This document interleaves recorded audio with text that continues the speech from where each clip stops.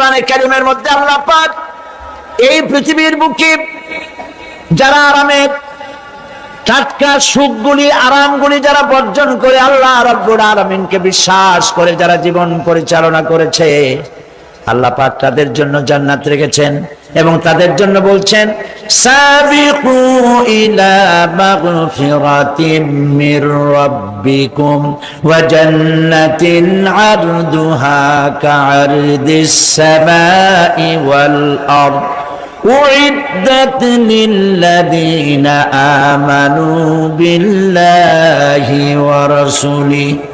আল্লাহ পাক বলেন প্রতিযোগিতা করো আল্লাহর মাগফিরাত কামনার জন্য আর জান্নাতে যাওয়ার জন্য প্রতিযোগিতা করো, আল্লাহর রহমত পাওয়ার জন্য সৎ কাজের প্রতিযোগিতা করো, তাহলে আল্লাহ রাব্বুল আলামিন তোমাদেরকে ক্ষমা করবেন আর তোমাদের জন্য এমন জান্নাত দিবেন যেই জান্নাত আকাশের বিশালতার জমিনের বিশালতার মতো। এই বিরাট জান্নাত তোমাদেরকে দিবেন। এই জান্নাত চিরস্থায়ী সুখ এবং শান্তি জায়গা হবে।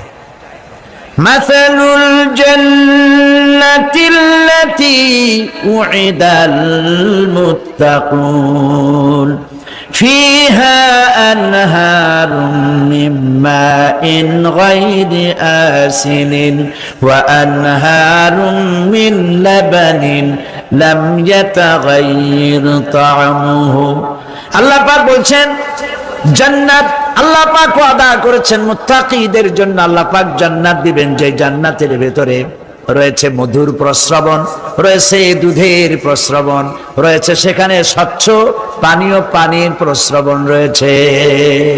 এই সুন্দর জান্নাত ঝর্ণা ধারা আল্লাহ পাক সৃষ্টি করেছেন, বাগ বাগিচা দিয়ে ভরে রেখেছেন জান্নাত।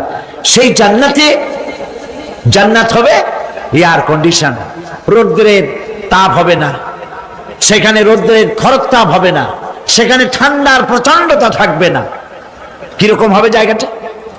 আল্লাহ পাক বলছেন মুত্তাকিনা আলাল আরাইকি লা ইয়ারাউনা ফিহা শামসান ওয়ালা জামহারিরা ওয়াদানিয়াতান আলাইহিম যিলালুহা ওয়া দুল্লিলাত কুতুফুহা তাদলীলা। আল্লাহ পাক এমন জান্নাত রেখেছেন, সেই আল্লাহ পাক সেই জান্নাতের ভিতরে জান্নাতীরা ঠেস লাগায়া মুখোমুখি অবস্থায় তারা সেখানে বসবে, আর জান্নাতীদের মনের মধ্যে কোনো দুঃখ থাকবে না, পেরেশানি থাকবে না। পৃথিবীতে মানুষের দুঃখ থাকে, পেরেশানি থাকে, সেখানে কোনো দুঃখ আর পেরেশানি থাকবে না। সেই জায়গাটা হবে শীতাতপ নিয়ন্ত্রিত, না শীত না গরম, চির বসন্ত বিরাজ করবে। জান্নাতীরা সেখানে থাকবে। এই সুন্দর জান্নাত আল্লাহ পাক রেখেছেন মুত্তাকীদের জন্য। সুবহানাল্লাহ। কাফেরদের জন্য জান্নাত হবে, জাহান্নাম হবে চিরকাল। খালিদিনা ফিহা আবাদান, চিরকাল কাফেরেরা জাহান্নামে থাকবে। সর্বশেষ যে ব্যক্তি জাহান্নাম থেকে মুক্তি লাভ করবে তাকে আল্লাহ পাক বলবেন, ফেরেশতাদেরকে বলবেন, ও আমার ফেরেশতারা, আমার এই বান্দাকে জান্নাত এবং জাহান্নামের মাঝখানে রেখে দাও। জান্নাত এবং জাহান্নামের মাঝখানে লোকটি যখন থাকার জায়গা পাবে সে জান্নাতের দিকে তাকায়া দেখবে আর কাঁদতে থাকবে। আল্লাহ পাক জিজ্ঞেস করবেন, বান্দারে যুগের পর যুগ ধরে জাহান্নামে কেঁদেছো, আমি রব্বুল আলামিন জাহান্নাম মাফ করে দিয়া জান্নাত জাহান্নামের মাঝখানে রেখে দিয়েছি, আযাব থেকে তো বেঁচে গেছো, এখন কান্দো কেন? লোকটি বলবে, রব্বুল আলামিন কান্দি এই কারণে, জাহান্নাম থেকে মাফ করেছো, তোমার শুকরিয়া আদায় করি। জান্নাত তো আমার কপালে নাই, কিসমতে নাই, কিন্তু জান্নাত আমি এখান থেকে দেখতে পাচ্ছি, জান্নাতের সুঘ্রাণ আমার নাকে আসতেছে, কপালে নাই যাওয়ার।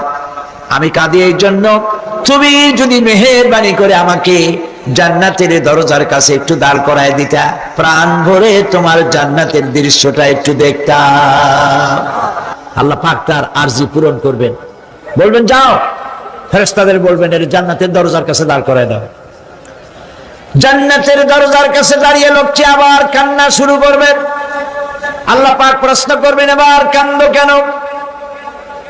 লোকটি বলবে রব্বুল আলামিন কান্দি এই কারণে জান্নাতের এই দরজায় দাঁড়ায়া, জান্নাতের অফুরন্ত নেয়ামত কিছুই ভালো করে দেখা যায় না, শুধু অল্প জায়গা দেখি। যদি তুমি আমারে দয়া করে জান্নাতের মাঝখানে দাঁড় করায় দিতা, চতুর্দিকে তাকায়া তাকায়া দেখা কলিজারে ঠান্ডা বানাইতাম।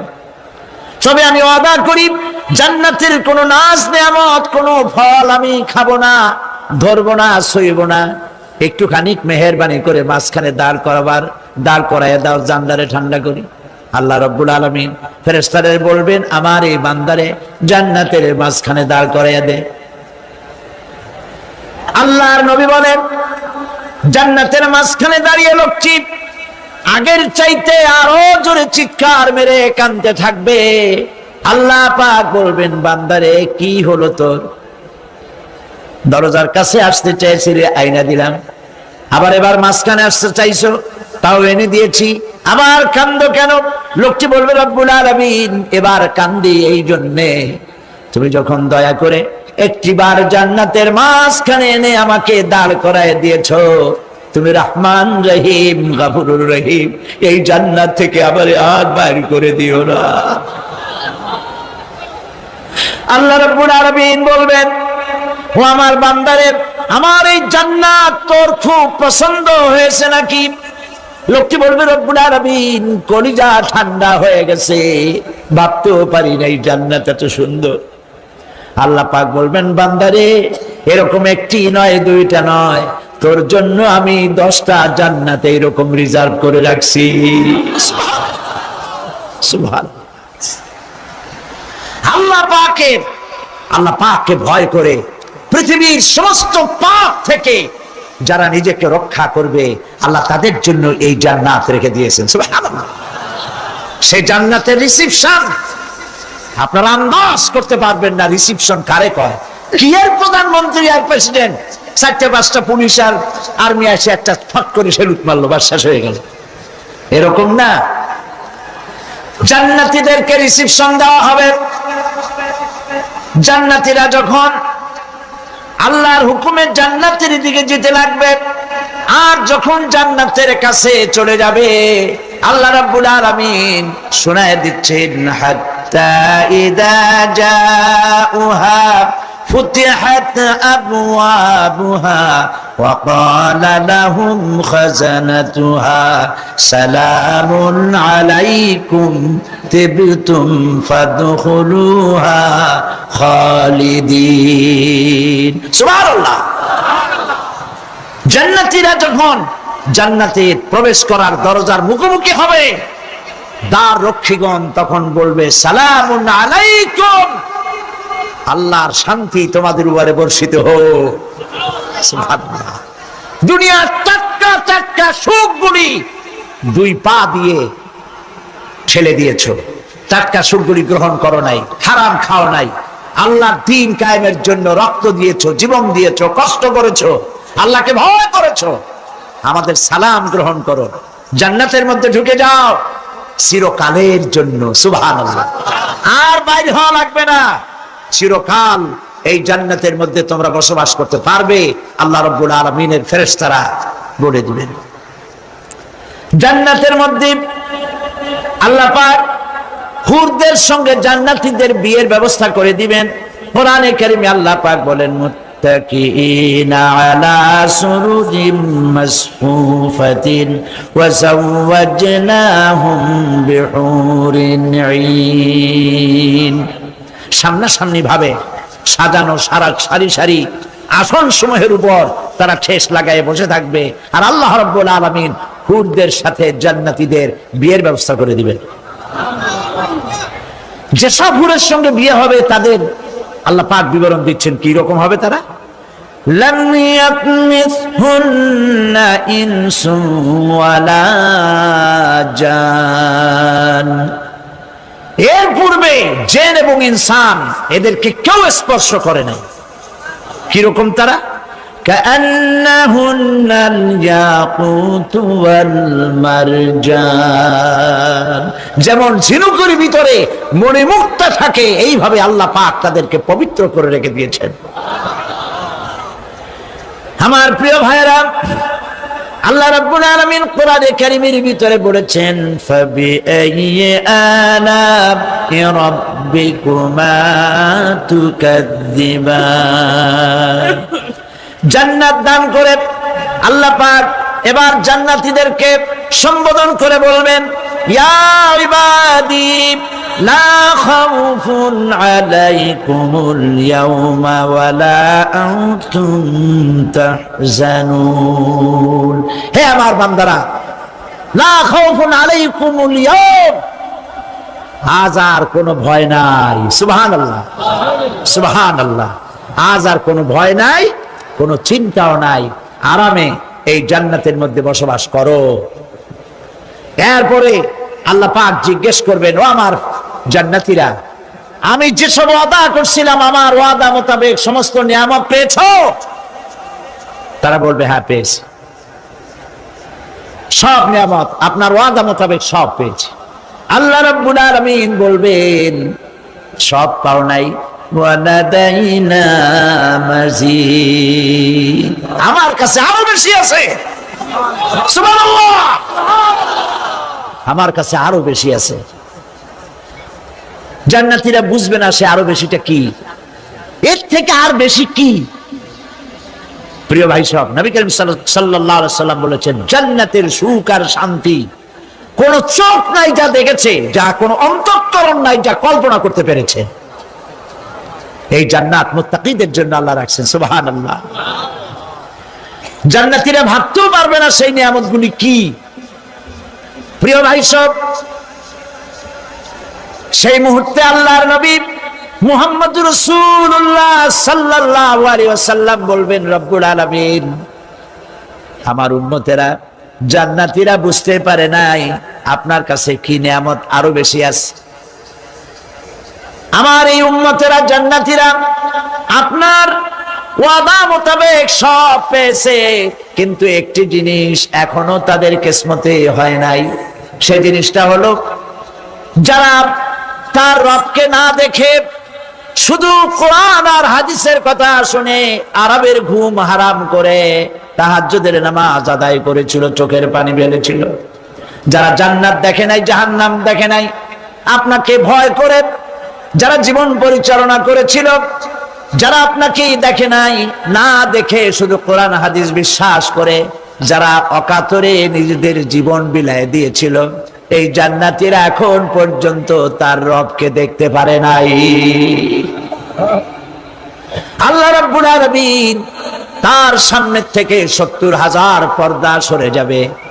আল্লাহ পাক বান্দাদের আরজি পুরা করার জন্য জান্নাতীদের সামনে তিনি জালোয়া ফরজ হবে। কোরআন শরীফের ভিতরে আল্লাহ পাক বলেন, জান্নাতীরা তারা আল্লাহর দিকে, জান্নাতীরা তার রবের দিকে তাকিয়ে থাকবে, আর রব তার বান্দাদের দিকে তাকায়া থাকবে।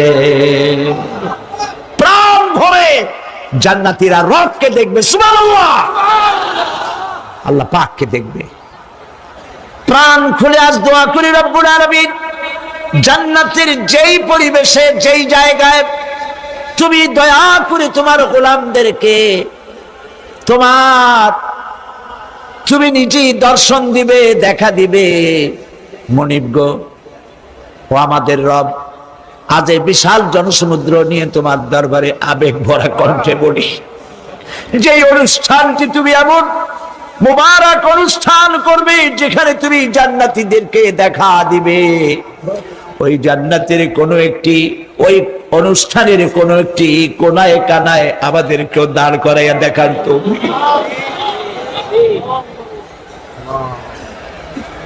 প্রিয় ভাই সব, আল্লাহ রাব্বুল আলামিন মানুষের সামনে এত সব নিয়ামত রেখেছেন, এই জান্নাত দান করবেন। এরপরে আল্লাহ রাব্বুল আলামিন কোরআনে কারীমের মধ্যে বলেছেন, রব্বিস সামাওয়াতি ওয়াল আরদি ওয়া মা বাইনাহুমার রাহমানি লা ইয়ামলিকুনা মিনহু খিতাবা। এসব পুরস্কার রয়েছে তোমাদের সেই রবের পক্ষ থেকে যিনি আকাশ আর জমিনের মালিক, সুবহানাল্লাহ বলবেন না? যার সামনে কথা বলার ক্ষমতা কারো হবে না, এটি একটি মারাত্মক কথা। কিয়ামতের দিন আল্লাহর দরবারে কেউ কথা বলতে পারবে না আল্লাহর নির্দেশ ছাড়া। একটি আকীদা পরিষ্কার করে নিয়ে যান আপনাদের, সে আকীদাটা এভাবে পরিষ্কার করুন, কোন পীর সাহেব, কোন খাজা বাবা, কোন মাওলানা, কোন মুহাদ্দিস, কোন বুজুর্গ আপনাকে সুপারিশ করতে পারবে না যদি না আল্লাহ পাক তাকে কথা বলার তৌফিক না দেন। মনে থাকবে এটা। আয়াতুল কুরসির ভিতরে আমরা পড়ি, মান যাল্লাযী ইয়াশফাউ ইনদাহু ইল্লা বিইযনিহি। আল্লাহ পাক বলেছেন কিয়ামতের দিন আল্লাহর দরবারে কার সাহস আছে কথা বলতে পারে? মান যাল্লাযী ইয়াশফাউ ইনদাহু ইল্লা বিইযনিহি। আল্লাহর ওয়ার্ডার ছাড়া, হুকুম ছাড়া আল্লাহর সামনে কথা বলার সেদিন কেউ থাকবে না। সুবহানাল্লাহ। কেউ কথা বলতে পারবে না। সুপারিশ করতে হবে আল্লাহ যারে বলেন তুমি করো, অমুকের জন্য করো, সেই ব্যক্তি শুধু তার জন্যই করতে পারবে, আর কেউ কথা বলতে পারবে না। সেই কঠিন হাসরের ময়দান, যেদিন শুধুমাত্র আল্লাহ পাক কথা বলবেন, আর যারে বলতে বলবেন সেই কেবলমাত্র বলতে পারবে। সুপারিশ এটি আল্লাহ পাক কিয়ামতে পারমিশন দিলে বলা যাবে। হযরত ইব্রাহিম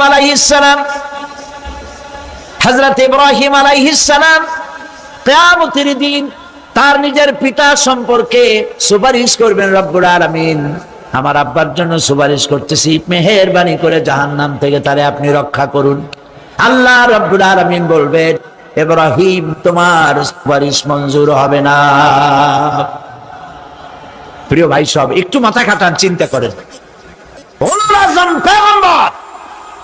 জাতির পিতা কে? জাতির পিতা চিল্লায় বলুন, কলিজা সাফ করে ফেলুন।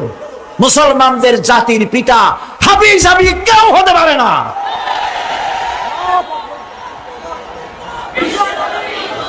মিল্লাতা আবিকুম ইব্রাহিম। ইব্রাহিম আলাইহিস সালাম এই মিল্লাতের পিতা। সুবহানাল্লাহ।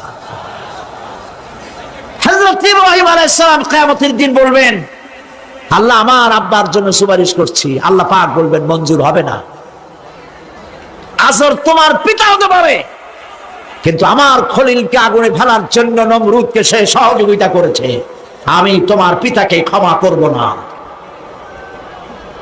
নবী করিম সাল্লাল্লাহু আলাইহি সাল্লামকে সাহাবায়ে কেরাম জিজ্ঞেস করেছেন, হে রাসূল, আপনার আব্বা এবং আম্মার অবস্থা কি হবে? নবী করিম সাল্লাল্লাহু আলাইহি সাল্লাম কেঁদে ফেলেছেন, সাফ বলেছেন, আমি তাদের কোনো উপকারে আসব না। আল্লাহু আকবার। আপনি মনে করছেন নাকি যে ইয়া নবী সালাম আলাইকা বলি অমনি নবী সুপারিশ পাবেন? এত সহজ। কতগুলা রসগোল্লা খাইলেন আর বড় একটা মিছিল করলেন আর অমনি চলে যাবেন? পৃথিবীর সব মানুষ, সাহাবায়ে কেরাম বাদ দেন, পৃথিবীর সমস্ত মানুষ একত্রিত হয়ে আবু তালেব রাসূলুল্লাহকে যে ভালোবেসেছেন, ওর 1000 ভাগের 1 ভাগও সারা দুনিয়ার মানুষ রাসূলুল্লাহকে ভালোবাসতে পারবে? পারবে? নিজের ছেলে আলীকে, আলী রাদিয়াল্লাহু তাআলা আনহুকে আলাদা বিছানায় শোয়াইয়া, ছোট্ট মানুষ হযরত আলী আলাদা জায়গায় রাখিয়া, মুহাম্মদুর রাসূলুল্লাহ সাল্লাল্লাহু আলাইহি ওয়াসাল্লাম এতিম মানুষ, তারে কলিজার সাথে বুকের মধ্যে আশ্রয় দিয়ে আগলে রেখেছেন বুক পরে। সেই আবু তালেব মৃত্যুর সময় নবী করিম সাল্লাল্লাহু আলাইহি ওয়াসাল্লাম বলেছিলেন, চাচা একটি বার আমার কানে তাওহীদের কালেমা শোনায় দেন। আবু তালেব তার কিসমতে ছিল না কালেমা। মরে যাওয়ার পর একজন সাহাবী বলেছিলেন, ইয়া রাসূলুল্লাহ, মৃত্যুর সময় আবু তালেবের মুখ আমি নড়তে দেখেছি, তিনি কালেমা পড়েছেন সম্ভবত। রাসূলুল্লাহ সাফ বলেছেন, আমি শুনি নাই। এত ভালোবাসার পরেও হাদিস শরীফে এসেছে আবু তালেব জাহান্নামে যাবে। কোথায় যাবে? জাহান্নামে। সবচাইতে কম আযাব হবে কার? আবু তালেবের। কম আযাবটা কি?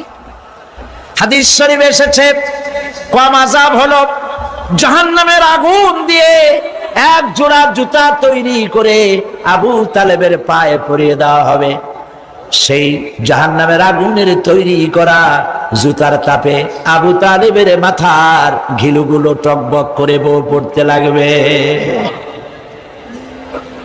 এত ভালোবেসে যদি কিয়ামতে উপায় না হয়, আপনি ইয়া নবী সালাম আলাইকা, ইয়া রাসূল সালাম আলাইকা আর কতগুলো জিলাপি খাইলেন, বড় একটা মিছিল করলেন। প্রিয় ভাই সব, এইসব বেদাত ছাড়ুন, এগুলি সুস্পষ্ট বিদআত। রাসূলুল্লাহকে ভালোবাসবেন, সাহাবীরা যেভাবে ভালোবেসেছেন ওইভাবে ভালোবাসবেন। আল্লাহ রাব্বুল আলামিন বলেন, যালিকাল ইয়াউমুল হক ফামান শাআ আত্তাখাযা ইলা রাব্বিহি মাআবা। এই দিনটি অবশ্যই আসবে, সেদিনটি নিশ্চিতভাবে আসবে। আর এখন যার ইচ্ছা সে তার রবের দিকে অগ্রসর হোক। ইন্না আনজারনাকুম আযাবান করিবান ইয়াওমা ইয়ানজুরুল মার'উ মা কদ্দামাত ইয়াদাহু ওয়া ইয়াকুলুল কাফিরু ইয়া লাইতানি কুনতু তুরাবা। ইন্না আনজারনাকুম আযাবান করিবা, খুব নিকটবর্তী একটি আযাব সম্পর্কে আমি তোমাদেরকে সতর্ক করে দিলাম। কে বলতেছেন? আল্লাহ পাক। লক্ষ্য করুন আল্লাহ কি বলছেন, খুব নিকটবর্তী একটি কঠিন শাস্তি আযাব অর্থাৎ কিয়ামত, এ সম্পর্কে আমি তোমাদেরকে সতর্ক করে দিলাম। ইয়াউমা ইয়ানজুরুল মার'উ মা কদ্দামাত ইয়াদা, সেদিন প্রত্যেকটি লোক যা সে পাঠিয়ে দিয়েছিল এখানে, অর্থাৎ যা করেছিল সেগুলি সে দেখতে পাবে। আর তখন ওয়ায়াকুলুল কাফিরু ইয়া লাইতানি কুনতু তুরাবা। সেই কিয়ামতের ময়দানে অবস্থা দেখে কাফেররা বলবে, আহারে মানুষ না হইয়া যদি মাটি হইয়া যেতাম, যদি মাটি হতাম, যদি মানুষ না হয়ে না জন্মাতাম, আজ এই হাসরের ময়দানে এইখানে এই বিচারের মুখোমুখি হতাম না, মাটি হইলে বরং অনেক ভালো হতো।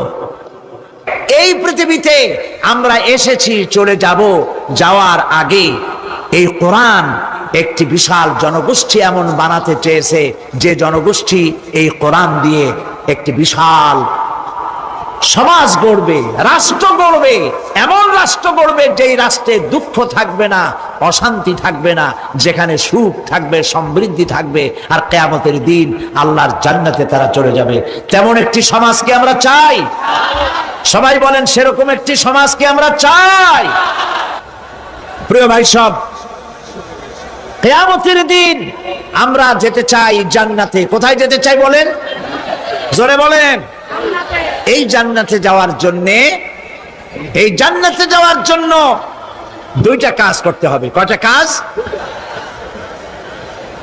আল্লাহ রাব্বুল আলামিন বলেন, ফামান কানা ইয়ারজু লিকাআ রাব্বিহি ফালইয়ামাল আমালান সালিহান ওয়া লা ইউশরিক বিইবাদাতি রাব্বিহি আহাদা। আল্লাহ পাক বলেন, যে বাজারা আমার সঙ্গে দেখা করতে চায় কিয়ামতে, দুইটা কাজ করা লাগবে। বলেন কয়টা কাজ? একটা হলো নেক আমল। কি আমল বলেন? নেক আমল। নেক আমল কারে বলে? নেক আমল করতে হলে আবার দুইটা শর্ত লাগে। এক নম্বরে কাজটা করতে হবে আল্লাহরে খুশি করার জন্য। কারে খুশি করার জন্য? একটা মাদ্রাসা বানাইছি যাতে লোকেরা বলে যে বড় একটা মাদ্রাসা বানাইছে, এই জন্য মাদ্রাসা বানাবেন, মসজিদ বানাবেন, হসপিটাল বানাবেন, যা কিছু করেন নিয়ত হবে আল্লাহকে খুশি করা। নিয়ত হবে কারে খুশি করা? আল্লাহ পাককে খুশি করা। এই হলো নেক আমলের প্রথম শর্ত, কাজ হবে আল্লাহকে খুশি করার জন্য। দুই নম্বরে কাজটি হতে হবে সুন্নতে নববী সাল্লাল্লাহু আলাইহি ওয়াসাল্লামের উপরে। মনে থাকবে, দাড়ি রাখবো, কেন রাখবো? রাসূলের সুন্নাত। রাখবো কারে খুশি করার জন্য? আল্লাহ খুশি করার জন্য। রাখবো কার মতো? রবীন্দ্রনাথের মতো, কার্ল মার্কসের মতো, কবির মতো নয়। রাখতে হবে কার মতো? নবীর মতো। বুঝে নেন, কাজটা হতে হবে আল্লাহকে খুশি করার জন্য। 2 নম্বরে কাজটা হতে হবে সুন্নতে নববী সাল্লাল্লাহু আলাইহি ওয়াসাল্লামের উপরে হতে হবে। তাহলে এই হলো 1 নম্বর। জান্নাতে যাওয়ার জন্য, আল্লাহর সাথে দেখা করার জন্য 1 নম্বরের কাজ হলো নেক আমল। বলেন 1 নম্বরের কাজ কি? 2 নম্বরের কাজ ওয়ালা ইউশরিক বিইবাদাতি রাব্বিহি আহাদা। আল্লাহ রাব্বুল আলামিনের ইবাদতের সাথে কাউকে শরীক স্থাপন করা যাবে না। আমরা যারা মুসলমান, অধিকাংশ মুসলমান শিরকের ভিতরে মুবতালা হয়ে আছে। বিশ্বাস করেন কিনা বলেন? কাফেরেরা তো মুশরিক আছেই, ওরা তো মুশরিক আছেই, কিন্তু আমরা মুসলমানেরা আমাদের আমলের মধ্যে, আমাদের অজান্তে সওয়াবের নিয়তে অনেক শিরক আমরা করে বসি। নাউজুবিল্লাহ, বলেন নাউজুবিল্লাহ। এই জন্য আমি বারবার সতর্ক করি, নিজেকেও করি, আপনাদেরকেও করি। এই কারণে করি, শিরকের গুনাহ আল্লাহ মাফ করবেন না। ইন্না শিরকা লাযুলমুন আযীম। শিরক মস্ত বড় অপরাধ, জল, আল্লাহ মাফ করবেন না। আল্লাহর কাছে কান্দে কান্দে মাপ চাওয়া লাগবে যে আল্লাহ শিরক থেকে আমাকে রক্ষা করো, বাঁচাও। অনেক গোপন শিরক আছে। মাজারে যান, পীর সাহেবের কাছে যান, মনে যদি নিয়ত থাকে উনি ফু দিলে আমি ভালো হবই, উনি তাবিজ দিলে আমার বাচ্চা হবেই, উনি আমারে দয়া করলেই আমার ব্যবসায় উন্নতি হবেই, এইটার নাম শিরক। এটার নাম কি? ওয়া ইযা সাআলতা ফাসআলিল্লাহ ওয়া ইযা ইসতাআনতা ফাসতাইন বিল্লাহ। যা বলার আল্লাহরে বলো, আর যা চাওয়ার কার কাছে চাও? চিল্লায় বলেন। কলিজাটাকে পরিষ্কার করে যান আজকের মাহফিলে। এই কলিজায় কারো প্রতি কোনো ভয় রাখবো না আল্লাহ ছাড়া। ভয় করবো কারে বলেন? মহব্বত আল্লাহ ছাড়া, এত বেশি মহব্বত আর কাউকে করব না। আল্লাহ তাআলা আমাদের কলিজায় তোমার ভয় এবং মহব্বত দিয়ে ভরে দাও। রাসূলের মহব্বত দিয়ে আমাদের দিলকে ভরে দাও। বিশ্বাস করুন ভাই সাহেব, কোরআন শরীফ আমার সামনে, বিশ্বাস করুন। দেশি পীর, বিদেশি পীর, খাজা বাবা দেশি এবং বিদেশি, কেউ আপনার ভাগ্য বদলাই দিতে পারবে না। এই পিছনে দৌড়ায় দৌড়ায় কোনো লাভ নয়। এতক্ষণ মসজিদের ভেতরে বসে আল্লাহর কাছে কাঁদেন। ওয়াকালা রাব্বুকুম উদউনি আস্তাজিব লাকুম। তোমার রব বলেছে আমারে ডাকো, আমি ডাকের সাড়া দিয়ে দেব। সুবহানাল্লাহ। আর আল্লাহ বলেছেন আমার ইবাদতের সাথে কাউকে শরীক করবে না। খবরদার। আলাইসাল্লাহু বিকাফিন আবদা। আল্লাহ প্রশ্ন করছেন, আলাইসাল্লাহু বিকাফিন আবদা, আমি কি আমার বান্দার জন্য যথেষ্ট নই? চিল্লায় বলুন অবশ্যই যথেষ্ট। আবার বলেন অবশ্যই যথেষ্ট। কলিজা সাফ করে ফেলেন। সম্রাট শাহজাহান, দিল্লির সম্রাট, হাবিজাবি সম্রাট না, দিল্লির সম্রাট। এখন কোথায়? কবরের মধ্যে। কবি বলতেছেন, শাহনে জাহাं को जिन्हें फक्र से देते थे बाज, शाहने जहां को जिन्हें फक्र से देते थे बाज, वाज कब्र में है सूरह अलहम्दु की मोहताज। সারা ভারতবর্ষ যারা ট্যাক্স দিয়ে নিজেকে সৌভাগ্যবান বলে মনে করত, সে আজ কবরের মধ্যে ভিক্ষুকের মতো সূরা আলহামদুর মতো একটি সূরার মুহতাজ হয়ে ভিক্ষুকের মতো শুয়ে আছে। সম্রাট শাহজাহান মসজিদে বসে আছে, এক ফকির ঘুরতেছে। লোকেরা কয় ছোটবেলা থেকেই তোমার খয়রাত করতে দেখলাম, ভিক্ষা কি জীবনেও যাবে না তোমার? লোকটি বলছে, আমি ভিক্ষা করবো ছাড়া আমার উপায়টা কি? এই লোকটি আমি ভিক্ষা করা ছাড়া করবো কি? লোকেরা তো আমার 60 টাকা 50 টাকা 100 টাকা দেয় না, 4 আনা 5 আনা 1 টাকা এই আমার দেয়, এই দিয়ে আমি বড় লোক হবো কেমন? লোকটি বলছে আচ্ছা দেখো, তুমি তো জায়গা মতো যাইতে পারো নাই, বাদশার কাছে যাও, এমন দেওয়া দেবে জীবনে আর খয়রাত করা লাগবে না। তো বাদশার কাছে কি খয়রাতি যাইতে পারে কোনোদিন? হ্যাঁ এখন পারবা। কেমনে? সম্রাট শাহজাহান এখন একা একা মসজিদে আছেন। তখনকার এসব বাদশারা অনেকে নামাজি ছিলেন, দিনদার ছিলেন। ফকির দরজার কাছে দাঁড়াইয়া দেখতে পাচ্ছে কেউ নাই, দেহরক্ষীরা দূরে দূরে দাঁড়ানো। বাদশাহ মসজিদের ভেতরে বসে হাত তুলে ঝুলতেছে আর কাঁদতেছে, চোখের পানি দিয়া দাঁড়িয়ে ভিজে ভিজে পড়ছে। এই দৃশ্য অনেকক্ষণ দেখলো ফকির। কিছুক্ষণ পর সম্রাট শাহজাহান মসজিদ থেকে বেরিয়ে আসছে। ফকির বলছে আসসালামু আলাইকুম হুজুর। তিনি বললেন ওয়ালাইকুম আসসালাম, চলে গেল। বাদশা বলল আমার কাছে তো কেউ আইসা কিছু না চাইয়া তো যায় না, এর দেখলাম খয়রাতির মতো কিছু চাইলো না, বেটা ভয় করলো নাকি? হ্যাঁ আমি এদিকে আসো। আসছে, ভয় পাইছো? কয় না ভয় পাইনি। তো কিছু যে চাইলে না? ফকির বলছে জাহাপানা সত্যিই কিছু চাইতে আসছিলাম। তারপর চাইলে না কেন? ফকির বলছে জাহাপানা সারা জীবন ভিক্ষা করেছি, আর আজ দিল্লির সম্রাটের কাছে বেশি পাওয়ার লোভে এসেছিলাম, কিন্তু আপনার দশা দেখা আমার জ্ঞানের চোখ খুলে গেছে। আমি লক্ষ্য করে দেখলাম আমি সম্রাটের কাছে চাইতে এসেছি, হাত তুলি নাই, বিনয় প্রকাশ করি নাই, চোখের পানি ফেলি নাই, কিন্তু লক্ষ্য করে দেখলাম দিল্লির সম্রাট আমার চাইতেও বড় ভিক্ষুকের মতো। আবার কোন সম্রাটের কাছে হাত তুলে কান্দে? আমার জ্ঞানের চোখ খুলে গিয়েছে, আমি বুঝতে পেরেছি সম্রাট কান্দে যেই সম্রাটের কাছে, তারে ছাড়া আর কারো কাছে জীবনে চাইব না। এই কথাই সূরা ফাতিহায় প্রত্যেক দিন পড়ি, বুঝি না কি পড়ি। ইয়াকা না'বুদু ওয়া ইয়াকা নাস্তাঈন। আয় আল্লাহ, একমাত্র তোমার গোলামি করি আর তোমার কাছে সাহায্য চাই, তুমি ছাড়া কারো কাছে সাহায্য চাই না।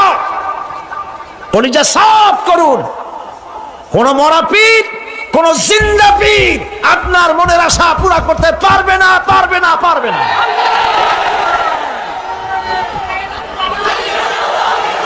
আর আজ থেকে কোন মাজারে টাকা দিবেন না, পয়সা দিবেন না, আগরবাতি দিবেন না, মোমবাতি দিবেন না, গোলাপ পানি দিবেন না। কারা কারা দিবেন না হাত উঁচু করে দেখা। সুবহানাল্লাহ, আলহামদুলিল্লাহ, লা ইলাহা ইল্লাল্লাহ। সুবহানাল্লাহ, আলহামদুলিল্লাহ, লা ইলাহা ইল্লাল্লাহ। সুবহানাল্লাহ, আলহামদুলিল্লাহ, লা ইলাহা ইল্লাল্লাহু মুহাম্মাদুর রাসূলুল্লাহ। আল্লাহুম্মা আমিন। রব্বানা যালামনা আনফুসানা ওয়া ইন লাম তাগফির লানা ওয়া তারহামনা লানাকুনান্না মিনাল খাসিরিন। রব্বুল আলামিন, তাম পৃথিবীর মাটির নিচে যত মুমিন মুমিনাত শুয়ে আছে, আল্লাহ কবরগুলি কি জান্নাতের টুকরা বানায়া দাও। আয় আল্লাহ তাআলা, এই মুহূর্তে মনে পড়ে গেল আমাদের মা বাপের কথা। রব্বুল আলামিন, আমাদের আব্বা জান কত বছর আগে দুনিয়া থেকে বিদায় হয়ে গেল, নাম ধরে আর কেউ ডাকে না। কত কষ্ট করেছে, ধান বিক্রি করে, সুপারি বিক্রি করে নিজের পেটে না দিয়া নিজের ভালো জামা না বানাইয়া আমাদের লেখাপড়া শিখাইছে, বাড়িঘর বানালো, আর একদিন তোমার ডাকে সাড়া দিয়া চলে গেল। যুগের পরে যুগ চলে গেল, বাপের মুখ আর দেখি না। আল্লাহ তাআলা আমাদের আব্বাজান যাদের দুনিয়া থেকে বিদায় হয়ে গেছে, কবরটাকে বেহেশত বানায়। তুমি সম্রাটের সম্রাট, তুমি রাজাধিরাজ, তোমার মহব্বত ছাড়া কোনো মহব্বত যেন কলিজায় থাকে না মাবুদ। তোমাকে ছাড়া কাউকে যেন ভয় করি না মাবুদ। সারা জীবন শিরক আর বিদআত থেকে আমাদের তুমি বাঁচাও আল্লাহ। তোমার জাহান্নামকে আমরা ভয় পাই। আল্লাহুম্মা আজিরনা মিনান নার, আল্লাহুম্মা আজিরনা মিনান নার, আল্লাহুম্মা আজিরনা মিনান নার। রব্বানা তাকাব্বাল মিন্না إنك أنت السميع العليم وتب علينا إنك أنت التواب الرحيم سبحان ربك رب العزة عما يصفون وسلام على المرسلين والحمد لله رب العالمين واجعل آخر كلامنا عند الموت لا إله إلا الله মুহাম্মাদুর রাসূলুল্লাহ। আল্লাহ রাব্বুল আলামিনের কারবার উল্টা। যদি কোনো মানুষ গুনাহ করে, সেই গুনাহ থেকে যদি তওবা করে, চোখের পানি ফেলে যদি গুনাহ মাফ চায়, আল্লাহ বলেন শুধু গুনাহ মাফ করি না, গুনার খাতায় যে নাম থাকে ওই নামটাও আমি আল্লাহ মুছে ফেলে দেই। ওই নামটাও রাখি না, মুছে ফেলে দেই। সুবহানাল্লাহ। আল্লাহ হচ্ছেন রহমান রহিম। আল্লাহর কাছে যখন বান্দা কান্দে, গভীর রাত্রে, শেষ রাত্রে আল্লাহ রাব্বুল আলামিন প্রথম আকাশে আসেন। মুসলিম শরীফের হাদিস। প্রথম আকাশে এসে ডাকেন, ও আমার বান্দারা কে আছো? গুনাহ করে করে জীবন ভর্তি করে ফেলেছো, আমার কাছে কাঁদো। ঋণগ্রস্ত হয়েছো, ঋণ পরিশোধ করতে পারো না, আমারে বলো। কে আছো এমন জীবনটাকে বরবাদ করে ফেলেছো, অসুখ হয়েছে সারে না, আমাকে বলো। এভাবে আল্লাহ ডাকতে থাকেন। ওই সময় যে সমস্ত আল্লাহর বান্দারা আরামের ঘুমকে হারাম করে গভীর রাত্রে জেগে উযু করে তাহাজ্জুদের নামাজ আদায় করে রব্বুল আলামিনের দরবারে দুহাত তুলে কাঁদতে থাকে আর বলে, আল্লাহ যত গুনাহ করেছি আমার তো বেঁচে থাকার কথা না, তুমি বাঁচায় রাখছো।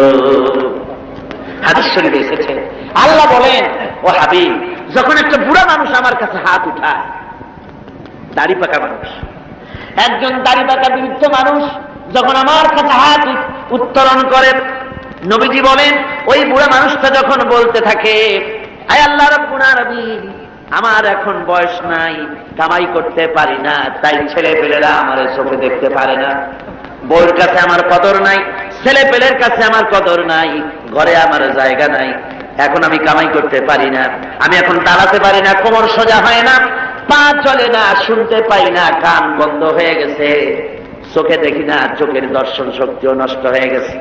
রব্বুল আলামিন, পেছনে এত গুনাহ করেছি যে তোমার কাছে কিছু বলার মতো সাহস আমার নাই। এই বলে যখন বান্দা কান্দে, আল্লাহ রব্বুল আলামিন বলেন, এইভাবে বুড়া বান্দা যখন আমার দরবারে হাত তুলে কাঁদতে থাকে, তখন আমার শরম হয়, এই বুড়া মানুষটারে কেমনে আমি খালি হাতে ফিরাইয়া দেই। আমি খালি হাতে এই বুড়াটাকে ফিরাইতে পারি না। মানুষ যখন এভাবে কাঁদতে থাকে, আল্লাহ রাব্বুল আলামিন ফেরেশতাদের জিজ্ঞেস করেন, ও আমার ফেরেশতারা, আমার এই বান্দাগুলা কান্দে কেন? সব তো ঘুমায় গেছে, ওরা কান্দে কেন? ফেরেশতা বলে, রব্বুল আলামিন, তোমার বান্দা গুনাহ করেছে, জাহান্নামের আযাব থেকে মাফ চায়। আল্লাহ জিজ্ঞেস করেন, ওরা আমার জাহান্নাম দেখছে নাকি? বলে না, দেখে নাই। ওরা আমারে দেখেছে নাকি? বলে না, দেখে নাই। আমার বেহেশত দেখেছে নাকি? বলে না, দেখে নাই। আল্লাহ বলেন, ফেরেশতারা আমার বেহেশত দেখে নাই, দোজখ দেখে নাই, আমারে দেখে নাই, শুধু আমার নবীর কথা বিশ্বাস করেছে, আমার কোরআনের কথা বিশ্বাস করে আরামের ঘুমকে হারাম করে এই গভীর রাত্রে কিভাবে কাঁদতেছে, ওদের কান্নায় আমার রহমতের দরিয়ায় জোশ মেরে গেছে। ও আমার ফেরেশতারা, তোরা সাক্ষী থেকে যা, আমার এই ক্রন্দনরত বান্দাগুলিকে আমি আল্লাহ মাফ করে দিলাম। আল্লাহ হচ্ছেন রহমান রহিম গফুর গফার। এই হিসাবে আল্লাহকে বিশ্বাস করতে হবে, তিনি আমাদের মালিক, তিনি আমাদের মনি। এই আল্লাহরে মানুষ বিশ্বাস করে না। কয়েক পাতা ইংরেজি বই পড়িয়া তারপর কয় যে সব বুঝছি। বলে কি বুঝছো? কয় দেয়ার ইজ নো গড। মাথা খারাপ কথা। দেয়ার ইজ নো গড, আল্লাহ বলতে কেউ নেই, সব নাকি এমনি এমনি হয়। এই যে আমাদের দেশে এক গরু পয়দা হয়েছে, আহমদ শরীফ, নাম শোনেন না আপনারা?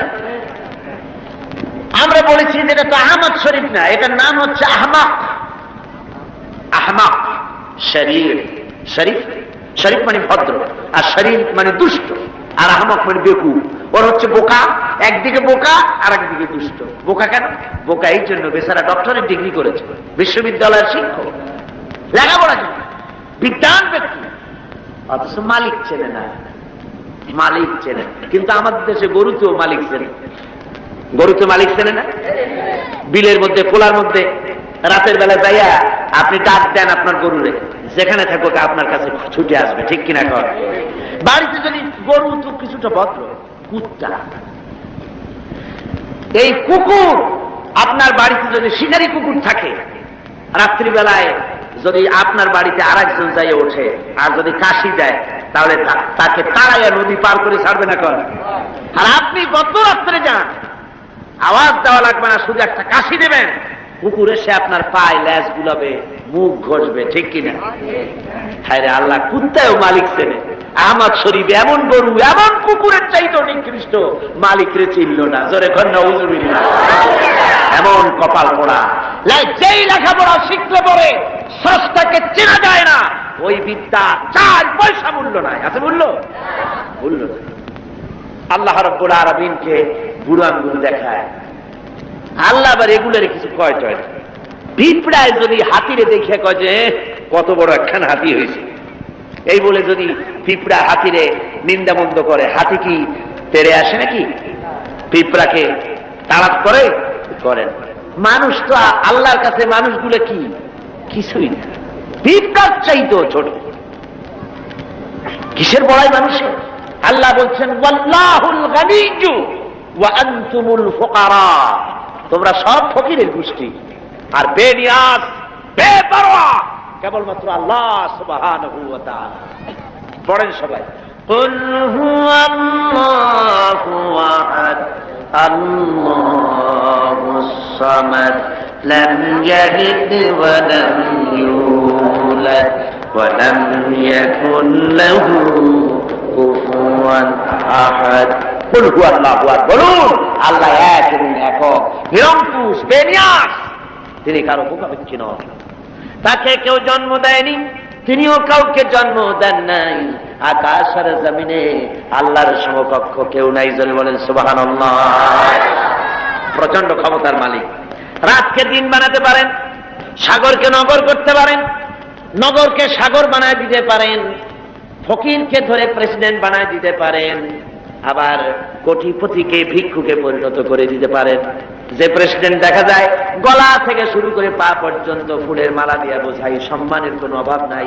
আবার ফুলের মালার পরিবর্তে জুতার মালা পরাইয়া জেলখানার মধ্যে ঢুকাই দিতে পারেন আল্লাহ রাব্বুল আলামিন। পারে কিনা? জোরে কোন পারে কিনা? প্রচন্ড ক্ষমতার মালিক তিনি। সব দেখেন, সব শোনেন। অবশ্য রাতের বেলায় দেখেন না নাকি? আল্লাহ কি ঘুমায়? জোরে কোন আল্লাহ ঘুমান? লা তাখুযুহু সিনাতুন ওয়ালা নাওম, তার কোনো ঘুম নাই, তন্দ্রাও নাই, সব তিনি দেখেন এবং শোনেন। আল্লাহর উপরে এরকমের ঈমান আনতে হবে, প্রচন্ড ঈমান তার উপরে রাখতে হবে, তার রহমতের উপরে ভরসা করতে হবে এবং এই কথা মনে রাখতে হবে যে আল্লাহ রাব্বুল আলামিন তিনি কেবল আমাদেরকে রহমত করতে পারবেন না, জাত করতে পারেন। ঈমান আনতে হবে আল্লাহর উপরে। আল্লাহর উপর ঈমান আনার অর্থই হলো আল্লাহর হুকুম মানা, আল্লাহর আইন মানা, আল্লাহর বিধান মানা, আল্লাহর শাসন মানা। এই কোরআনে কারিমে আল্লাহ যেসব কথা বলেছেন সেই কথা অনুযায়ী জীবনকে পরিচালনা করা, এটাই হলো আল্লাহর প্রতি ঈমান আনা। তো ঈমান আনার কথা যেখানে আল্লাহ বলেছেন সেখানে বলেছেন ওয়াবিলুস সালিহাত। ঈমান যেখানে, আমলে সালেহের কথা সেখানে। ঈমানের কোনো দাম নাই যদি আমলে সালেহ না থাকে, আমলে সালেহের কোনো দাম নাই যদি ঈমান না থাকে। কথা বুঝে আসতেছে আপনার? দেখুন, কোরআনে কারীমের ভিতরে অন্যত্র এসেছে ইন্নাল্লাযীনা আমানু ওয়া আমিলুস সালিহাতি কানাত লাহুম জান্নাতুল ফিরদাউসি নুজুলা। নিশ্চয়ই যারা ঈমান এনেছে এবং আমল সালেহ করেছে তাদেরকে আল্লাহ রাব্বুল আলামিন জান্নাতুল ফিরদাউস দিবেন। তো এই যে ঈমান যেখানে আমলে সালেহ সেখানে, আমলে সালেহ না হলে অর্থাৎ নেক কাজ সৎ কাজ না হলে ঈমানের দাম নাই। এজন্য আমি দৃষ্টান্ত দিতে গিয়ে বলি ঈমান হলো একটা এক, ওয়ান, ওয়াহিদ, এক, একটা ফিগার। ঈমান হলো এক, আর আমলে সালেহ নেক কাজ হলো শূন্য। নেক কাজগুলি কি? কথা কন না কেন? নেক কাজগুলি কি? শূন্য। এখন দাম কার বেশি, একের বেশি না শূন্যের বেশি? অনেকে বলে কয় যে না শূন্যের দাম বেশি। বলে কিরকম? কয় যে একের সামনে শূন্য বসলো তো একের দাম বেড়ে গেল, 1-10 হয়ে গেল, আর একটা শূন্য দিলে 100 হয়ে গেল, কাজে শূন্যের দাম বেশি। আমি বলি আপনার থিওরি যদি ঠিক হয় তাহলে শূন্য বসাইতে থাকেন যতদূর পারে। তো বসাইলো একক, দশক, শতক, সহস্র, অযুত, নিযুত, কোটি, লক্ষ, পদ্ম, খর্ব, মহাখর্ব, নিখর্ব, এরকম করে করে জনমের মতো শূন্য বসাই দিল। আমি বললাম আপনার এখন একের দাম, আপনার এই শূন্যের দাম তো বেশি বললেন, আমি আমার এক উঠে পকেটে ছুঁয়ে দিলাম, দেখি আপনার শূন্যের দাম কত হয়। শূন্যের আর দাম থাকবে? কোন দাম থাকবে না। শূন্যের মূল্য হয় একের কারণে। শূন্যের মূল্য হয় কিসের কারণে? একের কারণে। এক আছে বলে শূন্যের দাম বেশি, আর যদি এক না থাকে শূন্যের কোনো দাম নাই। সুতরাং এখন ঈমান আর শূন্য হচ্ছে ভালো কাজ। ঈমান আছে, একটা ভালো কাজ করেছেন 10 হয়ে গেল, আরেকটা ভালো কাজ করলেন 100 হলো, আরেকটা ভালো কাজ করলেন 1000 হলো। এ হলো আপনার চিন্তায় 1000 হয়েছে, কিন্তু আল্লাহর খাতায় অনেক বেশি হয়ে গেছে। কত হয়েছে? অনেক বেশি। কিরকম? মানুষ যখন হযরত আদম আলাইহিস সালাম আর শয়তানকে আল্লাহ রাব্বুল আলামিন যখন পৃথিবীতে নির্বাসিত করে দিলেন, শয়তান তখন বলল যে আদমের কারণে আমার জীবন বরবাদ হয়ে গেল, আমার আমল নষ্ট হয়ে গেল, ওই আদম সন্তানকে আমি জাহান্নামের ভিতরে বেশি বেশি ঢুকাই দেব, আমি হায়াত চাই কিয়ামত পর্যন্ত। আল্লাহ হায়াত দিয়ে দিলেন। শয়তান চলে আসার পরে রব্বুল আলামিন ফেরেশতাদের বললেন, ও আমার ফেরেশতারা, এই শয়তান যখন আমার বান্দাদেরকে কোন কুমন্ত্রণা দিবে তখন তোমরা আমার বান্দা যখন গুনাহ করার জন্য নিয়ত করবে তখন তার আমলনামায় কোনো গুনাহ লিখবা না, গুনাহটা করা হয়ে গেলে একটা গুনাহই লিখবা। আর যখন আমার বান্দা যদি কোনো ভালো কাজ করার নিয়ত করে, কাজটা করে নাই, শুধু নিয়ত করেছে, একের পরিবর্তে একটা নেকি লেখা দাও। আর যখন ভালো কাজটা করা হয়ে যাবে তখন তার আমলনামায় একের পরিবর্তে 10 গুণ বাড়াইয়া লিখে দিও। জোরে কোন সুবহানাল্লাহ। সুতরাং যত ভালো কাজ করবেন আপনার আমল বেড়ে যাবে। কি বেড়ে যাবে? আপনার আমল বাড়তে থাকবে। আর আপনার ঈমান নাই। অনেকে কয় যে হুজুর এমনি আমি মানুষ খুব ভালো। বলে কিরকম ভালো? কয়ে মিথ্যা কথা কই না, তারপরে যে জায়গায় টিউবওয়েল নাই টিউবওয়েল করে দিই, কানা মানুষের চোখ ভালো করে দেওয়ার জন্য অপারেশনের ব্যবস্থা করি, এতে মিসকিনরে খাইতে দিই, অনেক ভালো ভালো কাজ করি, খালি যা নামাজ পড়ি না, তাতে কি আমার ঈমান নষ্ট হয়েছে নাকি? আমি বলি ভাই ঈমানই তো নাই, তা নষ্ট হবে কি? ঈমান তো থাকা লাগবে। লা দীনা লিমান লা সালাতা লাহু, যার কাছে নামাজ নাই তার কাছে দ্বীন নাই, ঈমান নাই। মনে রাখবেন, যে ব্যক্তি নামাজ পড়ে না, মুসলমান বলে দাবি করা কোন অধিকার তার নাই, কোন দাম নাই। আপনি নামাজ পড়েন না তো আল্লাহর সামনেই মাথা নত হইল না, আপনি কিসের মুসলমান? ওরকম গরু শগুনিও খায়। কয় যে আমরা গরুর গোশত খাই, শগুনিও তো খায়। তো আমি দাড়ি রাখি, রবীন্দ্রনাথ তো দাড়ি রাখছে, কার্ল মার্কস তো দাড়ি রাখছে, তাহলে কি হয়েছে? কথা বুঝতে পেরেছেন? সুতরাং মাথা নত করতে হবে, আল্লাহরে সেজদা দিতে হবে। এমনি এমনি মুভমেন্ট হতে পাওয়া যাবে না। সবে বরাত আসলো, মাশাআল্লাহ, আগের থেকে রেডি, রুটি তৈরি, গোশত তৈরি, তারপরে গোসল করবে কোন জায়গায় তাও তৈরি। শোনা আছে যে প্রত্যেক ফোটায় ফোটায় 100 করে নেকি হবে গোসলের পানিতে। তেল তোল মাইখা ভালো করে গোসলের জন্য রেডি হয়ে গেছে। গোসল টোসল করিয়া এরপরে গোশত খাইলো খুব, গোশত টোস্ত খায় খায়, তারপরে 2 রাকাত 6 রাকাত নামাজ পড়িয়া ঘুমায়। মনে করলো যে পিছনের গুনাহ মাফ হয়েছে। না, এত সহজ না। কথা বুঝতে পেরেছেন? এত সহজ না। শেষ রাত্রে ঘুমাইয়া ফজর নষ্ট করছে ওই পাগলের মতো। এক পাগল বলছিল যে মিয়া তুমি গরু কেন? ভালো মানুষকে পাগলে বলতেছে গরু কেন? কয় ঘুরতেছি, গরু তালাশ করি, একটা গরু কিনবো, পরশুদিন কোরবানি হবে, কোরবানির গরু তালাশ করি, কিনবো। পাওনা কয় না পাইনি। পাওনা তাতে কি হয়েছে? একটু মাঠে কত গরু একটা ধরে নিয়ে যাবোই দিয়ে। কয় যে হে তো তুমি পাগল, তোমার কথা, পরের গরু জবাই দিলে তো গুনাহ হবে, আমি গরু কিনে জবাই দেবো। তুমি পাগল, আমি পাগল না। পাগলে বলতেছে তুমি পাগল। তুমি কোরবানি উপলক্ষে একটা ভালো নিয়ত করে একটা গরু তুমি ধরবা, সে যার করবি ভালো নিয়ত করিয়া কোরবানির দিনে নামাজ পড়িয়া এসে আল্লাহু আকবার বলে জবাই দিয়ে দেবে। এখন তুমি চুরি করছো সেজন্য একটা পাপ হবে, আর আল্লাহ রাস্তায় কোরবানি করছো সেজন্য একটা সওয়াব হবে। কোরবানির সওয়াব আর চুরির পাপ ভগ্নাংশের মতো কাটাকাটি হয়ে যাবে, গোশত খাওয়া পাপ। মুসলমানের অবস্থা তাই হয়েছে, সারা বছর গুনাহ করে, ওজনে কম, খাদ্যে ভেজাল, চুরি ডাকাতি জুয়া মিথ্যে কথা সব বলে, সবে বরাতে সমানে ইবাদত করে মনে করে পিছনের গুনাহ মাফ হয়ে যাবে, আর রাতের বেলায় খাও গোশত আর রুটি খায় না ওজনের মতো। এটার নাম পাগলামি। আচ্ছা, আপনারা শিক্ষিত লোক যারা, তারা তো বোঝেন, আপনারা সবই শিক্ষিত ভালো মানুষ, আপনারা নিশ্চয়ই বোঝেন বোনাস। ঈদে বিভিন্ন মিল কলকারখানা বোনাস দেয়, বোনাসটা বোঝেন তো? একটু কথা না কইলে আমি বুঝি কেমনে বোনাস বোঝেন। ধরুন আদমজি জুট মিল কর্তৃপক্ষ তারা ঘোষণা করেছে ঈদের একদিন আগে 28শে রমজান অথবা 29শে রমজান আমরা ঈদ বোনাস দেব। এখন ঈদ বোনাসের কথা শুনিয়া ঢাকার থেকে গাড়ি গাড়ি ভর্তি লোক যাইয়া যদি গেটে দাঁড়ায় আমাদের ঈদ বোনাস দেবে, ঈদ বোনাস দেবে ওদের কথা। বোনাস কাদের জন্য? যারা মিলে এমপ্লয়, যারা কর্মচারী, ওদের জন্য বোনাস। বাইরের লোকেরা বোনাস বোনাস করে যদি বেশি চিল্লায় তাহলে বোনাস পিঠের উপরে দেবে না, পিঠের উপরে বোনাস দিয়ে দেবে। লাইলাতুল কদর, লাইলাতুল বারাত, লাইলাতুল মেরাজ, এগুলি হলো আল্লাহর পক্ষ থেকে মুমিনদের জন্য বোনাস। এই বোনাস কাদের জন্য? যারা নামাজি, যারা দিনদার, যারা চরিত্রবান, যারা ইমানদার, ওদের জন্য বোনাস। সারা বছর নামাজ নাই, শবে বরাত শেষ হয়ে গেলে নামাজ নাই, আর এরা বোনাস দিতে যায় আল্লাহর কাছে। সারা রাত জায়গা জায়গা ইবাদত করবা, আর পরের দিন থেকে আবার যে শয়তান সেই শয়তান। কথা বুঝলেন? ওই যে আমি এই কথাটা বললাম, কমরউদ্দিন মুসল্লি সাহেবের নাম মনে আছেন আপনাদের? আরে ভাই কথা বললেন, কমরউদ্দিন মুসল্লি সাহেব, আল্লাহ তাকে বেহেশতে নসিব করুন। শুনলাম কোন এক জায়গা থেকে উনি নৌকো বাইয়ে যাচ্ছে, তারপরে রোজার দিন একজনে কয় মুসল্লি সাহেব আমার একটু নেবেন, আমি একটু যাবো। কোন জায়গায় যাবো? লোক জায়গায়।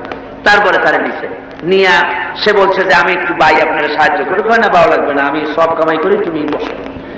অনেক দূর চলে গেছে। তারপরে সেই লোক একটা সিগারেট ধরেছে। আরে মিয়া, রোজার দিন তুমি সিগারেট ধরাইছো কেন? কয় যে আমি রোজা না। কেন রোজা না? কয় যে আমার পেট ব্যথা করে। পেট ব্যথা করে তুমি সিগারেট খাও কেন? তারপরে উনি নৌকা উল্টা দেশে। কয় আপনি যান কোথায়? উল্টা উজানে। কয় যে তুমি যে জায়গায় দিয়ে উঠছো আমি সেই জায়গায় নামাবো। কয় যে না, আমার এই জায়গায় নামা দেন, আপনি কষ্ট করে উল্টে যান না। কয় না, কোথায় শয়তান কোথায় নামাবো, যে জায়গায় শয়তান সেই জায়গায় নামাই দিয়ে আসবো। কমরউদ্দিন মুসল্লি সাহেব জিতাই আর শুনছেন না? আমার ভাইরা, এই রকমের নামাজ নেই, রোজা নাই। অনেক আছে রোজার মাস আসলে গ্যাস্ট্রিকের ব্যারাম হয়, রোজা রাখে না। কি হয়েছে? কয় যে গ্যাস্ট্রিক। আল্লাহ জনমের মতো গ্যাস্ট্রিক বানাই দিতে পারেন কিনা? খবরদার, হুঁশিয়ার হয়ে যাবে। এই রমজান বরকতের মাস, রহমতের মাস, পবিত্র মাস। সুবহানাল্লাহ বলেন। আল্লাহ যেন সকলকে রোজা রাখার তৌফিক দেন, জোরে করে আমিন। রোজা আসছে মানুষের চরিত্র ভালো বানাবার জন্য।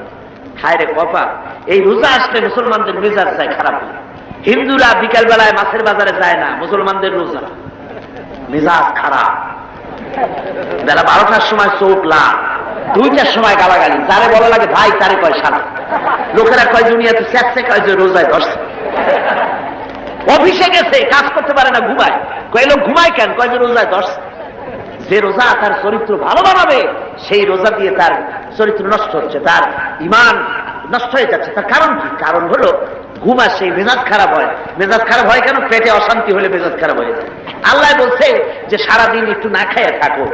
আপনি যদি না খাইয়ে থাকেন তাহলে আল্লাহর গোলায় অনেক খাদ্য জমা হবে নাকি? না, সেজন্য রোজা না। রোজার অনেক ফায়দার মধ্যে এটাও, গরিব মানুষ যে না খাইয়া থাকে সারাদিন, তুমি যেন বোঝো, এটাও একটা। কিন্তু আমরা সারাদিন না খাইয়া ওই ইফতারের সময় সুদে আসলে সব উসুল করি। পেঁয়াজি, বেগুনি, ছোলা, মুড়ি, বুট, জনমের মতো খায়। খাইয়া মাগরিবের আগে শেষ হয় না, কয় ও মাগরিবটা পড়ে আসি, তারপরে খায়। এমন খাওয়া খায়, খাইয়া তারপরে ডাক্তারের কাছে গেছে, কয় যে ডাক্তার সাহেব আমি তো আর শ্বাস করতে পারিনি। কেন? কয় যে খাইছি বেশি, সবে বরাত তো খুব বেশি খেয়ে ফেলাইছি। কয় 2টা ট্যাবলেট খাও আর 1 গ্লাস পানি। খাওয়া খায়, পেটে উকুন মারা যায় এমন খাওয়া খায়। এরপর তো ঘুম আসবে, এরপর তো মেজাজ খারাপ হবে, আর আমাশার ঔষধ সমানে বিক্রি হবে। আমার বন্ধুগণ, এই যে অবস্থা, এই অবস্থার জন্য আমরা আমাদের দায়ী হতে হবে। এই পবিত্র রজনী আল্লাহ পাক বোনাস স্বরূপ দিয়েছেন দিনদার, ইমানদার, পরেজগার তাদের জন্য, যারা জীবনকে তৈরি করবে ওদের জন্য এই রাত দিয়েছেন।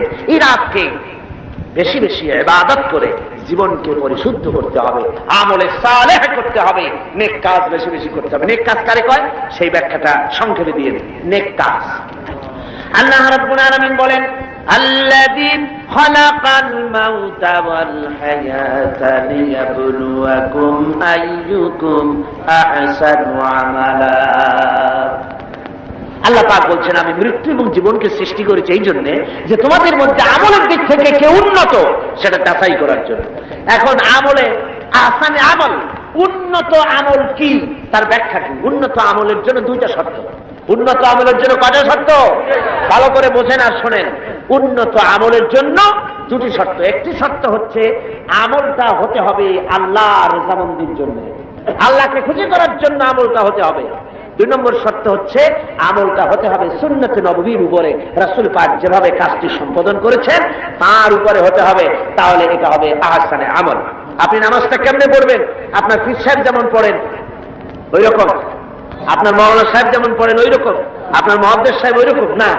আমার নামাজ পড়তে হবে, রাসূল পাক সাল্লাল্লাহু আলাইহি ওয়াসাল্লাম বলেছেন, সাল্লু কামা রাআইতুমুনি উসাল্লি, নামাজ পড়ো সেইভাবে যেভাবে আমাকে পড়তে দেখো। সুবহানাল্লাহ। রাসূল হচ্ছেন মডেল, সব ব্যাপারে আদর্শ। জনাবে মুহাম্মদ রাসূলুল্লাহ সাল্লাল্লাহু আলাইহি ওয়াসাল্লাম, তার অনুকরণ অনুসরণ জীবনের সব ক্ষেত্রে করতে হবে। তাহলেই প্রত্যেকটি কাজ আহসানে আমল হবে, উন্নত মানের কাজ হবে। যদি সত্যিকারের আমরা সে আমলটাকে আল্লাহকে খুশি করার জন্য করি, তাহলে বুঝতে হবে প্রথম কাজ ঈমান, দুই নম্বরে নেক কাজ। দুই নম্বরে কি? নেক কাজ। যদি ঈমান না থাকে আর অনেক ভালো ভালো কাজ আপনি করেছেন, তাহলে হবে 0 + 0 + 0 সমান কত হবে? 0ই। এই জন্য কাজটি আল্লাহকে খুশি করার জন্য হতে হবে, নেক কাজ দিয়ে জীবনকে ভরে ফেলে দিতে হবে, জীবনকে ভরে ফেলে দিতে হবে। 3 নম্বরের যে কথাটি জীবন সফল হওয়ার জন্য তা হচ্ছে ইল্লাল্লাযীনা আমানু ওয়া আমিলুস সালিহাতি ওয়া তাওয়াসাউ বিল হাক্কি ওয়া তাওয়াসাউ বিস সাবর। ঈমান, আমলে সালেহ, আর 3 নম্বরের কাজ হলো হকের দাওয়াত দেওয়া। 3 নম্বরের কাজ কি? বলুন, 3 নম্বরের কাজ কি? হকের দাওয়াত। হক কি? ইসলাম। হক কি? জোরে বলুন, হক কি? ইসলামের দাওয়াত দিতে হবে। ইসলামের দাওয়াত দিতে হবে, ঘরে ঘরে পৌঁছে দিতে হবে ইসলামের দাওয়াত। মানুষকে বুঝাতে হবে ইসলাম ছাড়া উপায় নেই। ইসলাম হচ্ছে এক কমপ্লিট কোড অফ লাইফ, মুকাম্মাল নিজামে হায়াত, একটি পরিপূর্ণ জীবন ব্যবস্থা যার মধ্যে আছে অর্থনীতি, সমাজনীতি, রাজনীতি, সব আছে। কোরআন শরীফে আছে না অর্থনীতি, রাজনীতি আছে না? আমাদের দেশে কথা উঠেছে যে ধর্মনিরপেক্ষতা অবলম্বন করতে হবে, ধর্ম আর রাজনীতি আলাদা। এ ধরনের কথা শহরে বন্দরে হয়, মানুরি পাড়ার মতো এই প্রত্যন্ত অঞ্চলে সব জায়গায় এসব কথা বোধহয় বলা হয় না। বলা হয় ধর্ম আর রাজনীতি আলাদা বলে। আমার ভাইরা মনে রাখবেন, ধর্ম নিরপেক্ষ মতবাদ এটি একটি কুফরি মতবাদ। যারা বলে এটি কি মতবাদ? দুনিয়ার সব আলিম, সব মুহাদ্দিস, সমস্ত মুফাসসির একমত, ধর্ম নিরপেক্ষ মতবাদ হচ্ছে কুফরি মতবাদ। যেহেতু আল্লাহর কথার সাথে সম্পূর্ণ কন্ট্রাডিক্টরি কথা, সাংঘর্ষিক। আল্লাহ বলছেন, ইয়া আইয়ুহাল্লাযীনা আমানু আতিউল্লাহ ওয়া আতিউর রাসূল ওয়া উলিল আমরি মিনকুম। ও বিশ্বাসীরা, তোমরা যারা আমার উপর ঈমান এনেছো, আল্লাহর পরে আল্লাহর আনুগত্য করো এবং রাসূলের আনুগত্য করো। কোন ক্ষেত্রে আনুগত্য করো? সকল ক্ষেত্রে। কিন্তু ধর্ম নিরপেক্ষবাদী যারা, তারা বলে যে ধর্ম ব্যক্তিগত ব্যাপার, ধর্ম ব্যক্তিগত ব্যাপার, জীবনের সব ক্ষেত্রে ধর্ম পালন করা যাবে না, এই কথাই তারা বলে। অর্থনীতিতে, সমাজনীতিতে, রাজনীতিতে ধর্ম পালন করা যাবে না, ধর্ম ব্যক্তিগত ব্যাপার। তাহলে কোরআনের আয়াতের সাথে সাংঘর্ষিক হলো না? জোরে বলেন, সাংঘর্ষিক হলো না? এই জন্য ধর্ম নিরপেক্ষ মতবাদ হচ্ছে একটি কুফরি মতবাদ। যারা বলে ধর্ম নিরপেক্ষ মতবাদ দিয়ে সংখ্যালঘুদেরকে নিরাপত্তা বিধান করার জন্যই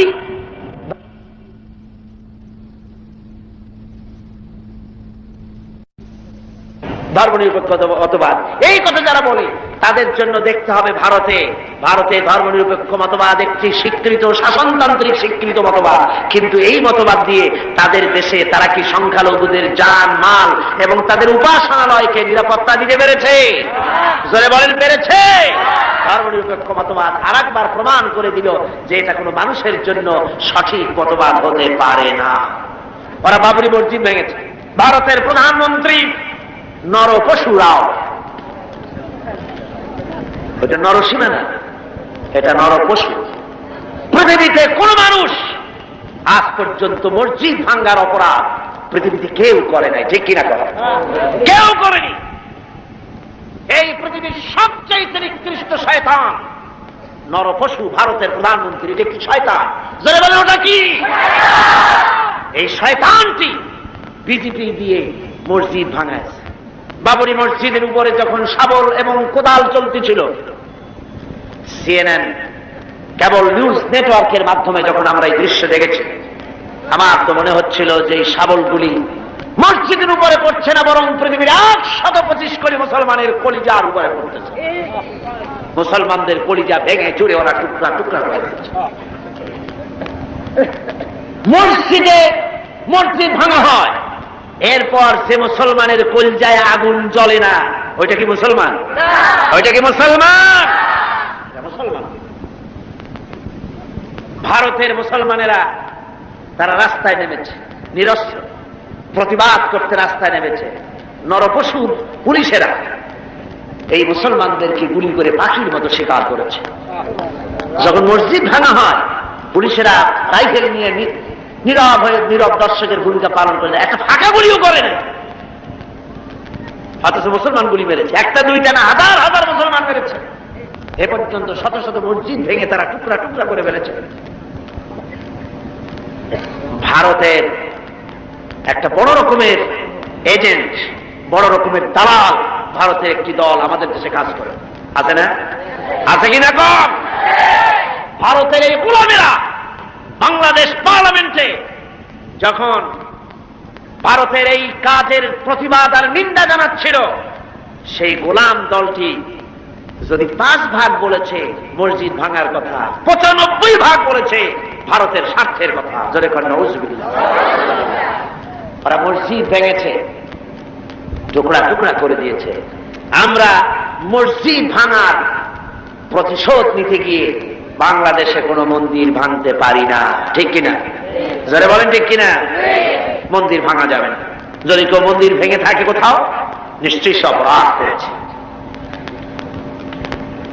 আমরা ইসলামের প্রতিশোধের নীতিতে বিশ্বাসী নয়। অপরাধ করেছে ভারতীয় হিন্দুরা, সেজন্য বাংলাদেশের হিন্দুরা দায়ী নয়। ভারতের বাবরি মসজিদ ভাঙার ব্যাপারে বাংলাদেশে বসবাসরত নাগরিক হিন্দুরা কিছুতেই দায়ী নয়, ঠিক কিনা? একথা মনে রাখতে হবে। তবে ভারতকে এর মাসুল দিতে হবে, এর মাসুল দিতে হবে, কোনো সন্দেহ নাই। ভারত, তাকে মনে রাখতে হবে, ভারত রাশিয়ার চাইতে শক্তিশালী নয়।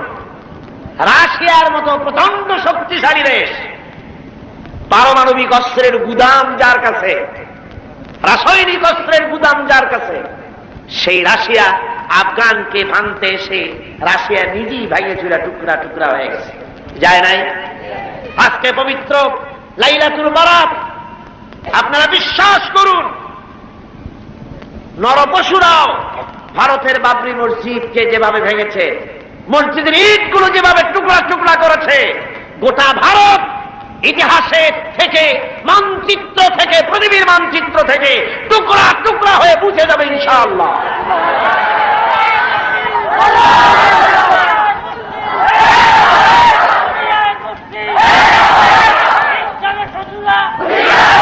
আজ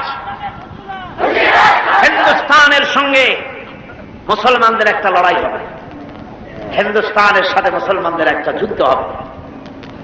এটা আমার কথা নয়, এটা বলেছেন বিশ্বনবী জনাবে মুহাম্মদ রাসূলুল্লাহ সাল্লাল্লাহু আলাইহি ওয়াসাল্লাম। ইবনে মাজাহ শরীফের হাদিস। হযরত আবু হুরায়রা রাদিয়াল্লাহু তাআলা আনহু হচ্ছেন এর রাবী। হযরত আবু হুরায়রা তিনি বলছেন, রাসূল পাক সাল্লাল্লাহু আলাইহি ওয়াসাল্লাম বলেছেন, দুই শ্রেণীর লোক কিয়ামতে জাহান্নাম থেকে মুক্ত বলে ঘোষিত হবে। এক শ্রেণী হচ্ছে ওরা যারা ঈসা আলাইহিস সালামের সাথে থেকে দাজ্জালের বিরুদ্ধে যারা লড়াই করে শাহাদাত বরণ করবে, কিয়ামতের দিন আল্লাহ পাক তাদেরকে জাহান্নাম থেকে মুক্ত বলে ঘোষণা করবেন। দ্বিতীয় শ্রেণী রাসূলুল্লাহ বলছেন হিন্দুস্তানের সঙ্গে একটা জিহাদ হবে, ওই জিহাদে যারা শহীদ হবে কিয়ামতের দিন আল্লাহ পাক তাদেরকে জাহান্নাম থেকে মুক্ত বলে ঘোষণা করবেন। হযরত আবু হুরায়রা বলেছেন, এই হাদিস বর্ণনা করে তিনি বলেছেন, আল্লাহ যদি আমাকে সেই পর্যন্ত বাঁচায় রাখেন তাহলে হিন্দুস্তানের ওই লড়াইতে শরীক হয়ে আমি যদি শহীদ হতে পারি তাহলে কিয়ামতের দিন জাহান্নাম থেকে আমিও মুক্ত বলে আল্লাহর কাছে ঘোষিত হতে পারবো এবং মুক্ত হয়ে আমি মুক্তভাবে বিচরণ করতে পারবো। এই আশা তিনি পোষণ করে দুনিয়া থেকে বিদায় গ্রহণ করেছেন। সেই জিহাদ আজও হয়নি, ইতিহাসটা প্রমাণ করে না। জিহাদ একটা হবে ভারতের সাথে। সেই জিহাদ বাংলাদেশের সেনাবাহিনী, বাংলাদেশের বিডিআর আর পুলিশ নয়, শুধু 11.5 কোটি তাওহীদি জনতা কাঁধে কাঁধ মিলিয়ে বাবরি মসজিদ ভাঙার প্রতিশোধ ভারতের কাছ থেকে কড়ায় গন্ডায় আদায় করে ছাড়বে ইনশাআল্লাহ।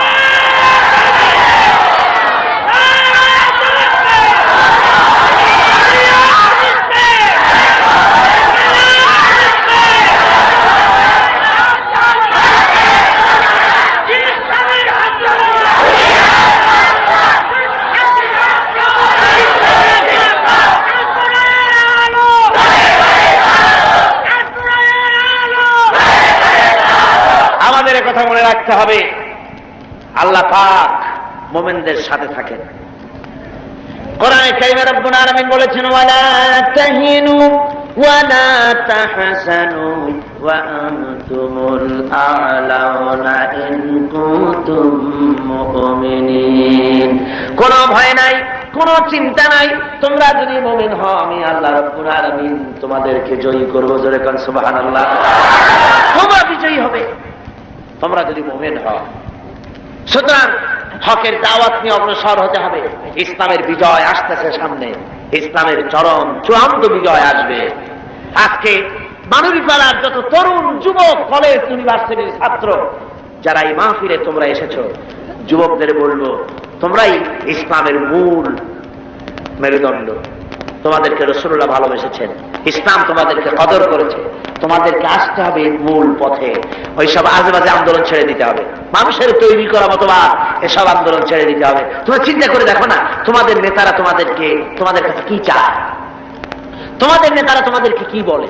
তোমাদের নেতারা তোমাদের কাছ থেকে শুধু শক্তি চায়, তোমাদের রক্ত চায়, তোমাদেরকে চরিত্রমান বানাবার জন্য তারা কোনো চেষ্টা করে না। তোমাদের নেতারা কখনো বলে না ছেলেরা নামাজ পড়ো 5 ওয়াক্ত মতো, মা বাপের খেদমত করো, এইসব কথা বলে না। এই রোজার মাস আসতেছে, রোজা রেখো, ওস্তাদের সম্মান করো, এরকম বলে। কিসের ওস্তাদের সম্মান করবে? কলেজের প্রিন্সিপাল পিটাইয়া ডাক্তার সব ভাগে বেলায়।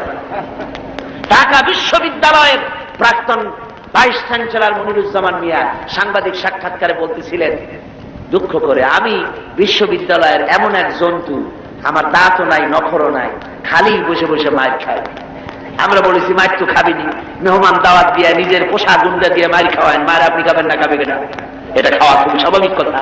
আদব শিক্ষা সেখানে দেওয়া হয় না। তোমাদের নেতারা তোমাদেরকে আদব শিক্ষা দেয় না, তোমাদের হাতে টাকা দেয় মদ, জুয়া, জেনা, ব্যভিচার ইত্যাদির জন্য, তোমাদেরকে অস্ত্র দেয় অন্যের সভাপণ্ড করার জন্য, অন্যের দল ভাঙ্গার জন্য, এইসব করে। তোমাদেরকে চরিত্রমান বানাবার জন্য তাদের কোনো প্রোগ্রাম নাই। কথা ঠিক কিনা? কথা ঠিক কিনা? এই জন্য যুবকদেরকে, তরুণদেরকে ফিরে আসতে হবে ইসলামের সুশীতল ছায়াতলে। এখানেই শান্তি, এখানেই মুক্তি, এখানেই নাজাত। চলে আসো এই ইসলামের দিকে, এই দাওয়াত নিয়ে ছড়িয়ে পড়ো। আজকে বসনিয়ার উপর অত্যাচার হতেছে, বসনিয়ার মুসলমানরা মার খেতেছে, আলজেরিয়ায় মার খেতেছে, প্যালেস্টাইনে মার খেতেছে। প্যালেস্টাইনের নো ম্যানস ল্যান্ডে, ইসরায়েল আর লুবনান এর মাঝখানে নো ম্যানস ল্যান্ডে প্রায় 500-এর মতো ফিলিস্তিনি মুসলমানেরা কষ্ট পাচ্ছে। মুসলমানেরা বিপদে পড়লে জাতিসংঘ দেখে না, আমেরিকাও দেখে না, ব্রিটিশও দেখে না, কেউ দেখে না। মুসলমান বিপদে পড়েছে, একটা কুত্তা বিড়ালের জীবনের যে দাম আছে মুসলমানদের দাম ওদের কাছে নাই। এইভাবে প্রতিকরণ তারা করতেছে। আজ ভারতে মুসলমান নির্যাতিত, কাশ্মীরে নির্যাতিত, বার্মায় নির্যাতিত, সব জায়গায় মুসলমানদের উপর নির্যাতন চলছে। এই নির্যাতনের পরই ইসলাম প্রতিষ্ঠিত হবে ইনশাআল্লাহ। কোনটা প্রতিষ্ঠিত হবে? ইসলাম প্রতিষ্ঠিত হবে। সেজন্য এই দাওয়াত নিয়ে ঘরে ঘরে পৌঁছে যেতে হবে, ইসলামী আন্দোলনের শরীক হতে হবে। কিন্তু ইসলামী আন্দোলনের শরীক হওয়ার ব্যাপারে অনেকে আবার কয় কি, কয় যে হুজুর কোন ইসলামে যাবো, ইসলামের এত দল, কোনটায় যাবো, সেই জন্য কোনটায় যাই না।